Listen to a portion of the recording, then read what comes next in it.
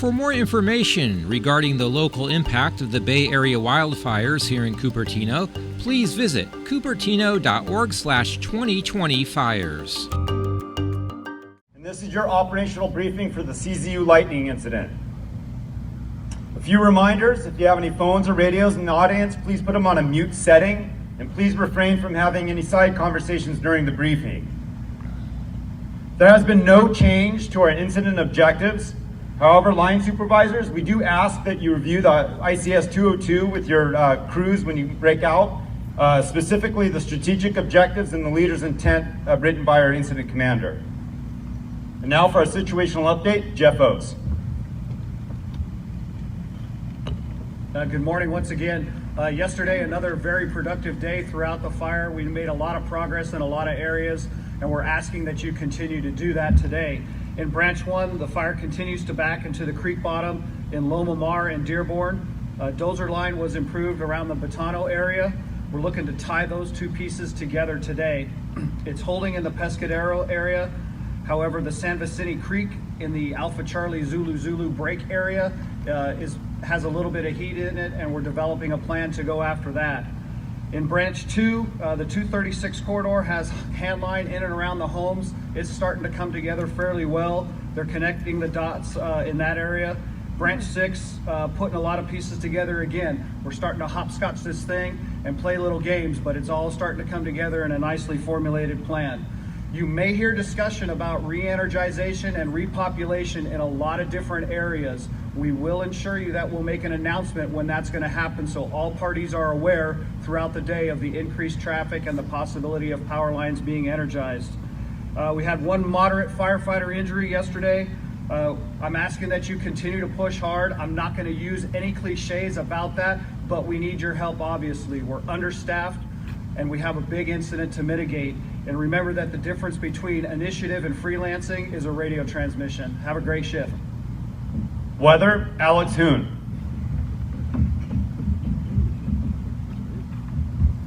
All right, good morning, everybody. So the marine layer has moved in along the coast in elevations below 1,500 feet. Very good recoveries. Obviously, we got this fog going on, so 100% recovery for most of those elevations below 1,500 feet. Now, above 1,500 feet, we're seeing those relative humidities drop down. Currently seeing relative humidity about 25% at that 2,000 foot level. For any of you guys that have come to the incident in the last couple days, I want to speak to you guys particularly really quick. What happens around here, you get the marine layer that pushes in for the lower elevations, but what you see, those higher elevations, the higher elevations in the middle of the night, the recovery, the humidity drops, it plummets. It goes from about 50% to about 20-25% in the middle of the night. And that's what we saw last night. That's what we're gonna see again for tonight. So make sure that you're telling your folks that don't get complacent with this weather. You know, it feels like the fog is coming in, the moisture is coming up. As you're gonna hear here from the fire behavior here in a moment, you're gonna hear that the moisture is actually not having that big of effect on the fire behavior. So for today, your temperature is gonna be up a couple of degrees, and your relative humidity is going to be down 10% from yesterday. Now, bottoming out around 30 to 40% in the afternoon. As we get into tonight, do not expect to see any good recoveries for those upper elevations. Only going to be about 30 to 40% in the overnight as well. Those lower elevations, we will see some coastal fog, good recoveries for those lower elevations. A bigger change that we're going to see today is increasing winds from the northwest. So that northwesterly direction, out of the northwest, those upper levels, the ridge tops are going to see gusts up to 18 miles per hour up on the ridges, especially the Empire Grade area. And then down here along the coast, Branch 10, Division Charlie, even some on Division Echo, may see some gusts up to 30 miles per hour right along the coast. So be very heads up for those northwest winds during the day today, picking up this afternoon. And as we get into the next several days, we're getting warmer and drier each day. So we're getting into that trend all the way through the weekend and into next week. Make it a safe shift. Fire behavior, Brian Newman. Okay. Okay, good morning, and just follow up with what the IMET's saying here. We do have this marine influence coming over the fire, but it's having moderate effect on the fuels. All fuels are contributing to fire spread. We witnessed yesterday that the 1 and 10 hour fuels along the coast under 80% humidity had active backing and active flanking within the marine layer. So just be really heads up on that. There's really thick fuel beds in there that's really allowing the fire to spread despite the marine layer. So below 1,500 feet, you can continue to see that active backing, active flanking, and rollout. Slop overs have been an issue, especially in those areas that have a much steeper topography with a heavy fuel loading. Your probability of ignition below 1,500 feet is going to be about 35%. Spotting is not necessarily an issue with that. Rollout from the heavier material is really your big issue. Above 1,500 feet, much less recovery than we had yesterday. You can expect the fire to be active all the way into the night and maybe even up to midnight, depending on that the recovery and how much we get out of that. Topography and fuel loading is still allowing for some occasional single tree torching, and you can expect that you're going to have active backing and rollout again in those areas due to that heavy fuel loading. Our probability of ignition is about 45% in those upper elevations, with a spotting potential about 400 to 600 feet. For air ops this morning, this will clear out about mid-morning, and especially in the upper elevations, it'll be clearing even earlier, so allow for some potential for air operations. And really just be heads up for the fire-weakened trees for about 9-10 days into a lot of these trees that have been burning, and they're coming down across roadways and across hand lines, so just be really heads up on that and make it a safe shift. Safety, Dave Sargenti. Good morning, everybody. So your safety products are on page 5 and 6 of your IAP. Please take the time to read those documents, as well as pass that along to your crew and use them as a tool for your safety briefing this morning. A couple things we want to talk about. You guys have been doing an outstanding job in camp here with the COVID-19 precautions. What we'd like to try and do is continue that into the field as well. I know you guys have been doing that. Continue those efforts with washing our hands, keeping our social distance, and have a mask available when you're outside your module of 1. You just heard it on the snags. It continues to be our biggest concern out here. Make sure that you guys utilize the fallers that are on your branches and follow the trees within your scope of practice and within your qualifications. Ash pits, those are also a problem. We had a couple folks get their hands in ash pits and get them a little hot. So make sure you guys scout your way in, scout your way out, put your lookouts, your communication, your escape routes, and your safety zones for both of those items. And finally, in Mop-Up. Obviously, we're in the grinding stages of this incident. We're getting a little bit further interior. We're in and amongst those structures. Utilize the tools in the IAP to brief your crews on those. Keep a heads up on all of those items, and make sure we take care of our folks. Nutrition, hydration, documenting on your 214s. Finally, we will have 5 safety officers on the line today to support your operations. We are also located on safety on Trailer Row. If you need us, feel free to stop by and have a great shift. Operations, Mark Brunton. Good morning. Welcome back to those of you who've been with us this entire time, and for those folks that just joining us, welcome. And we're looking forward to having you join the team and help us out in this endeavor. For Team 3, we do our roll call down to the division level. At your breakouts, we'll do a full breakout and do a full roll call at those areas. Our fire is, of course, divided into 2 zones, a north and south zone. We have operations section chiefs in charge of each of those zones. For the north zone operations section chief O's. In branch 1, Smallinger. Division Echo Golf, Fowler. Your TAC, Nipsey TAC 5. Division Kilo, Pottinger. Your TAC, Nipsey TAC 6. Our South Zone Operations Section Chief Norman. Here. Branch 2, Bohall. Here. Trainee Armstrong. Here. In Romeo, Richter. Here. TAC, V-Fire 26. And Tango, Pridmore. Here. TAC Channel, CDF TAC 26. The Bonnie Dune Group, Hubs. Here. Your TAC, CDF TAC 31. In Branch 6, Pierce. In Division Whiskey Rivers. Your TAC, CDF TAC 27. Zulu, Simmons. Your TAC, CDF TAC 30. So our operation today, we're looking really good up in the north zone in Gulf Kilo, button that up, a lot of hard work in there. We're going to patrol status. That's been a critical piece for us with the varying wind conditions and weather conditions we've seen on this fire over the number of days. That was critical because we were concerned that potentially had to run into Santa Clara County, which we definitely wanted to avoid. That's looking buttoned up, so we're in a good patrol status, and for those folks working out there, thank you, outstanding job. Working down in through the rest of Branch 1, we're continuing to put in line. We have the communities up north that are evacuated with Pescadero, La Honda, Loma Mar.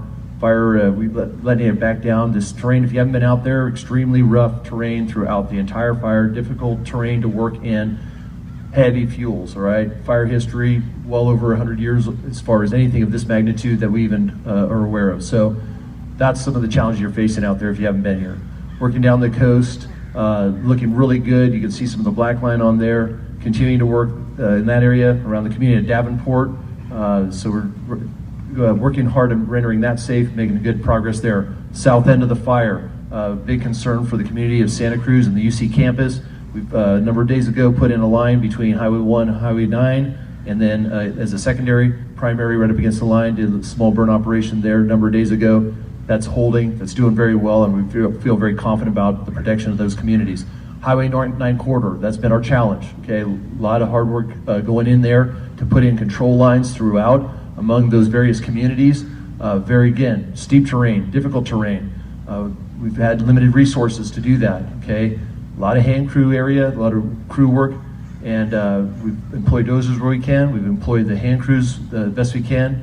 As Chief O's spoke earlier, we've been doing a little leapfrogging among all those resources and a lot of homes out there. So we're going to continue to do that and push forward as we improve the line moving north. Later today, we'll be doing a burn operation just above the community of Felton. That's been prepped. We have a good plan in place. Type 1 burn boss is going to be running that operation.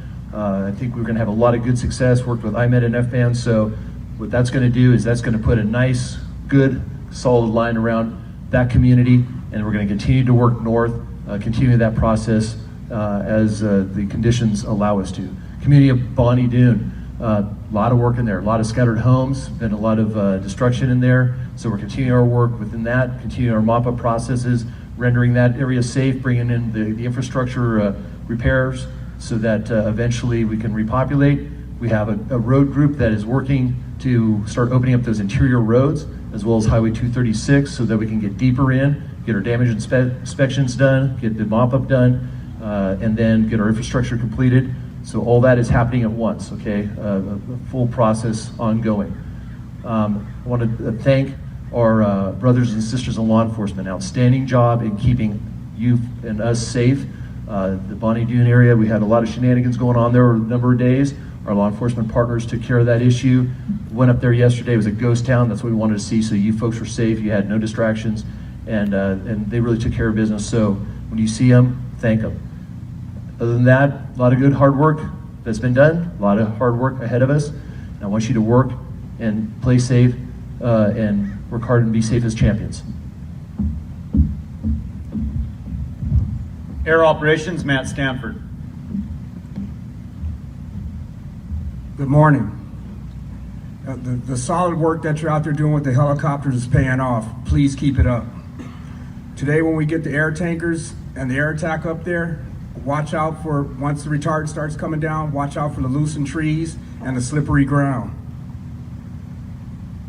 Continue to contact Air Attack and Helco on CDF TAC 17. That is our air to ground.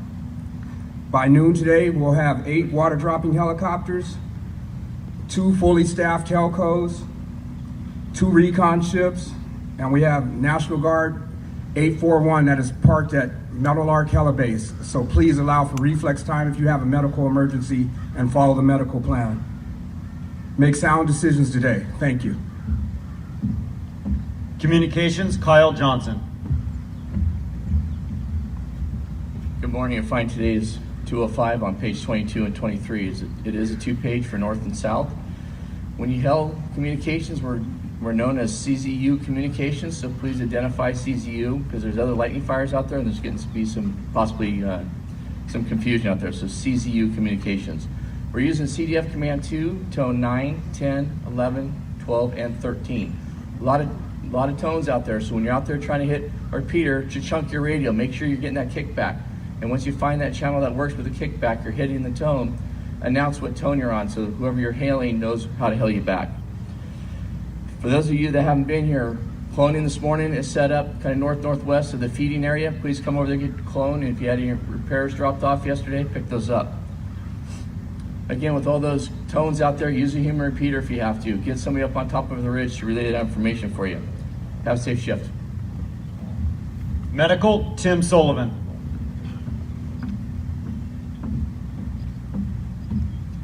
Good morning, everybody. Not much change in the medical plan today, but I'd like to reiterate a couple things. Go ahead and turn your IAPs to page 25. That's the 206.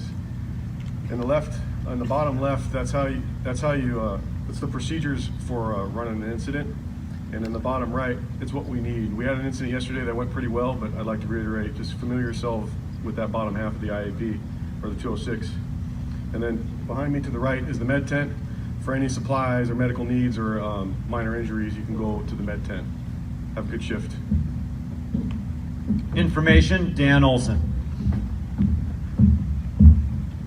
Good morning. If you would turn to page 31 in your IAP. I've got some numbers reflecting an update for the incident here. Should you come in contact with media or members of the community, please provide them with these numbers. Current acreage is 80,137. Containment is at 19%, and total personnel assigned is 1,697. We have recovered a couple items that have been turned in.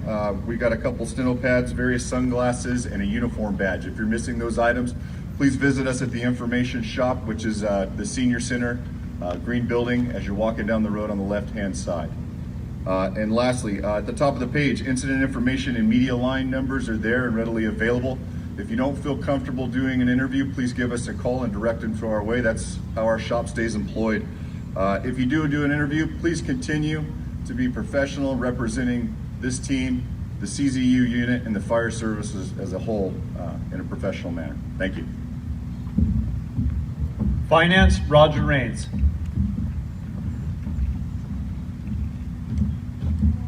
Good morning. Your finance message is on 32, 33, and 34. On page 32 is several items. Please go over that with your folks. A couple things in particular for our federal cooperators and federal contractors. We are working on a process to get your CTRs and contracts done. It's all going to be done virtually off-site. There will be some instructions in tomorrow's IAP and posted at the time unit in the community center. We're getting to that point of the fire where we need to start looking at the suppression damage. We're talking about things that have happened while we go out there and fight fire. We cut fences, we break pipes, and things happen. We need to have you start taking a look at that. You can do a 213 and drop it at comp claims, or you'll see two QR codes on the bottom here. One is the damage report. If you snap that QR code, it's going to take you to a damage claim intake form. Fill out that form, hit submit, it will go right to comp claims. So you could do it that way without doing a 213. We do need your contact information on that, and they will call you back and get more information. Likewise, there's a water source worksheet here. So you can do the paper version, or you can snap this QR code here. It will take you to a water source worksheet, fill it out, hit submit, and again, it will come to us. So have a great day. San Mateo, Santa Cruz Unit Chief, Ian Larkin.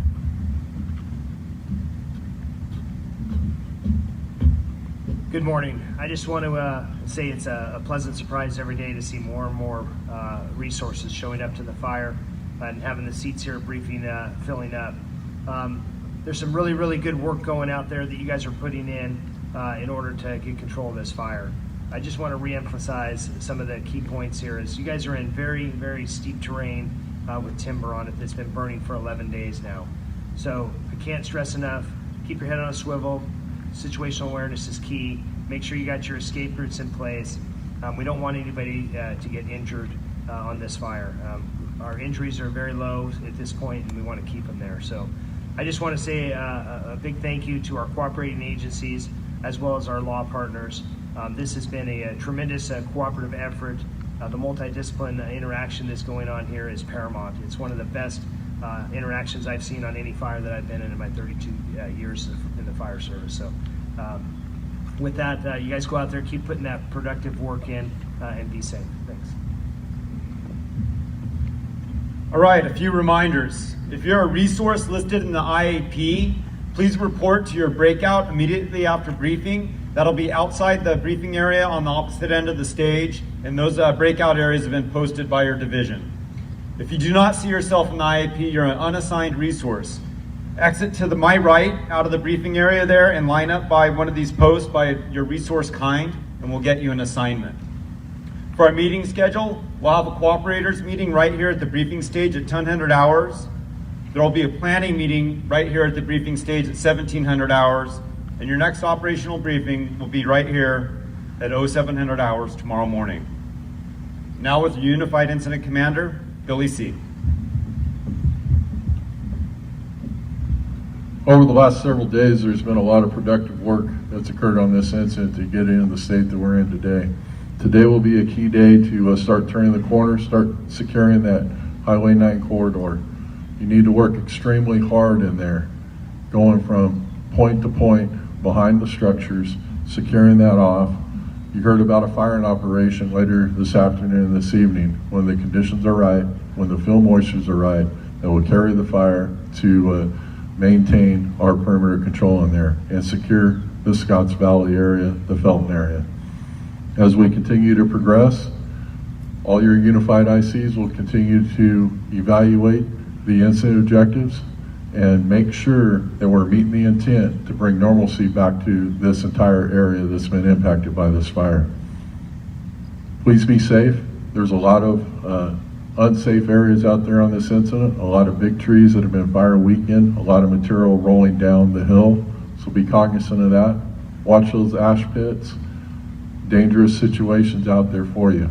So to say, have a safe shift, be aggressive, and work like champions. Thank you. That concludes the operational briefing. Have a safe shift. For more information regarding the local impact of the Bay Area wildfires here in Cupertino, please visit cupertino.org/2020fires.